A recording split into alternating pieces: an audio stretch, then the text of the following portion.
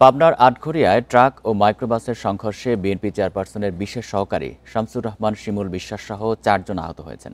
সন্ধ্যা ৬টার দিকে উপজেলার একদন্ত এলাকায় এই দুর্ঘটনা ঘটে। জেলা বিএনপির সাবেক দপ্তর সম্পাদক জহুরুল ইসলাম জানান, বিকেলে সুজানগরে বিএনপি মনোনীত প্রার্থী একেএম সেলিম রেজা হাবিবের এক সভায় অংশ নেন পাবনা ৫ আসনের মনোনীত প্রার্থী শামসুর রহমান শিমুল বিশ্বাস। সেখান থেকে আটঘরিয়ায় একদন্তে পাবনা ৪ আসনে বিএনপির প্রার্থী হাবিবুর রহমান হাবিবের নির্বাচনী সভায় যোগ দিতে যান তিনি। পথে তাকে বহনকারী মাইক্রোবাসের সাথে উল্টো দিক থেকে আসা একটি ট্রাকের মুখোমুখি সংঘর্ষ হয়। এতে শিমুল বিশ্বাসসহ ওই গাড়িতে থাকা তার ব্যক্তিগত সহকারী এনামুর রহমান, বেড়া উপজেলা বিএনপি নেতা রইস উদ্দিন ও মাইক্রোবাস চালক গুরুতর আহত হন। পরে তাদের উদ্ধার করে পাবনা জেনারেল হাসপাতালে ভর্তি করা হয়। শিমুল বিশ্বাসকে প্রাথমিক চিকিৎসা দেওয়া হয়।